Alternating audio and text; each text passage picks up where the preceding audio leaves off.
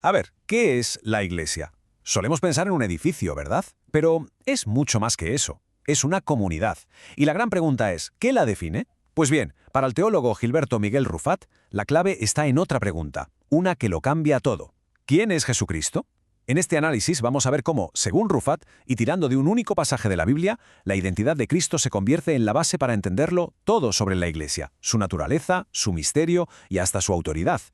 Vale, pues el punto de partida de todo esto nos lleva a un lugar concreto, Cesarea de Filipo. Imaginad la escena. Jesús, ya casi al final de su ministerio, se gira y les lanza una pregunta a sus discípulos. Y ojo, no es una pregunta al aire, es directa. Y es que, según el análisis de Rufat, esta pregunta es la chispa que enciende toda la doctrina de la Iglesia, lo que los teólogos llaman eclesiología. De lo que se conteste aquí, bueno, es que depende todo. Y entonces Simón Pedro da un paso al frente. Y su respuesta, no es una opinión más.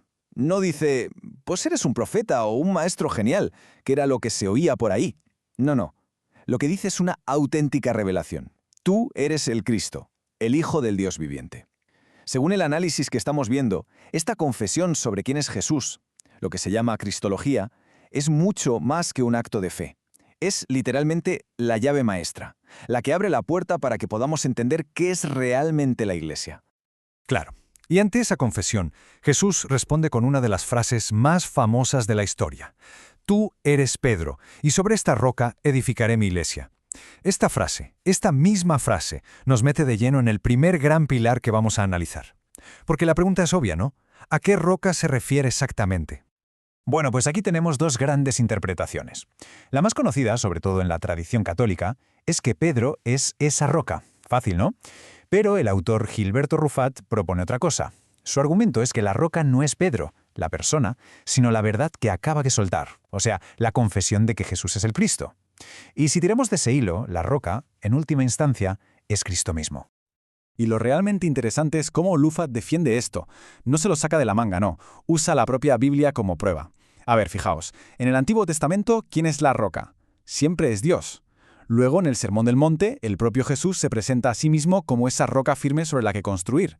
Y para rematar, y esto es muy potente, los apóstoles, incluido el mismo Pedro, escriben después que la piedra angular de todo es Jesucristo. Para el autor, es que las piezas encajan. Venga, vamos con el segundo pilar. Jesús dice, edificaré mi iglesia. Y aquí hay que pararse un momento y pensar, ¿qué escucharon sus discípulos? Porque esa palabra eclesia no era para nada nueva para ellos, ya la conocían.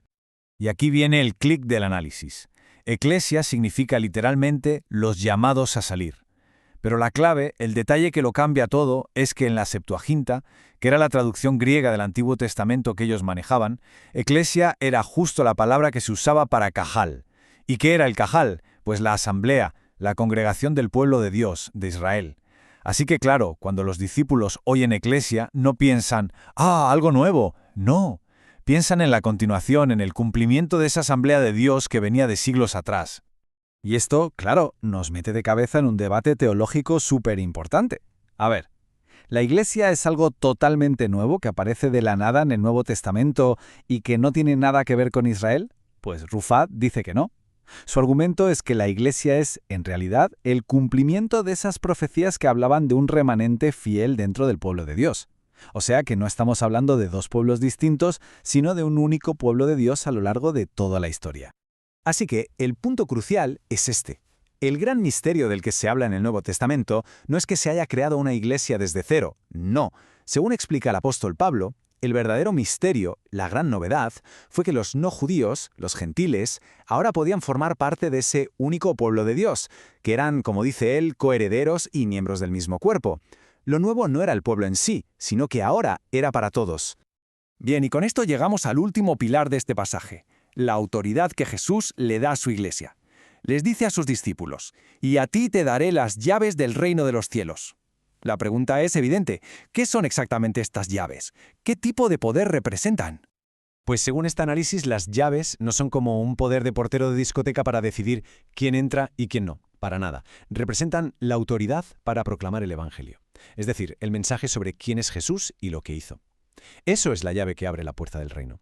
Y el autor conecta esto, muy astucamente, con una profecía de Isaías que habla de la llave de la casa de David, que era un símbolo de la autoridad del Mesías. Una autoridad que, por cierto, el mismo Jesús reclama para sí en el Apocalipsis. Y justo después viene esa frase de lo que ates en la tierra quedará atado en el cielo y lo que desates. Suena un poco críptico, ¿verdad? Pero resulta que atar y desatar eran términos legales súper comunes en el mundo rabínico. Significaban básicamente prohibir y permitir. Se referían a la autoridad judicial de la comunidad para, interpretar y aplicar la palabra de Dios en el día a día, estableciendo lo que estaba bien y lo que no, siempre basándose en las enseñanzas que habían recibido. Y aquí llegamos a la conclusión del autor sobre qué es la autoridad de la Iglesia. Ojo, que es importante, la Iglesia no recibe un cheque en blanco para inventarse doctrinas nuevas o crear verdades. No. Su autoridad es, por así decirlo, delegada. Es una autoridad para administrar. ¿Administrar qué? Pues la verdad que ya ha sido revelada en Cristo, que es la roca sobre la que se apoya todo. Su trabajo es gestionar, enseñar y aplicar esa verdad fielmente. Y todo este análisis nos deja con una pregunta final, una para darle vueltas. Si la Iglesia no tiene una identidad propia, por así decirlo, si todo lo que es su base, su gente, su autoridad, sale directamente de quién es Jesús, el Cristo, entonces, ¿cómo cambia eso su misión en el mundo de hoy? Es una pregunta que lo pone todo en perspectiva, ¿no? Porque la misión ya no se centra en la institución como tal, sino en la persona a la que representa.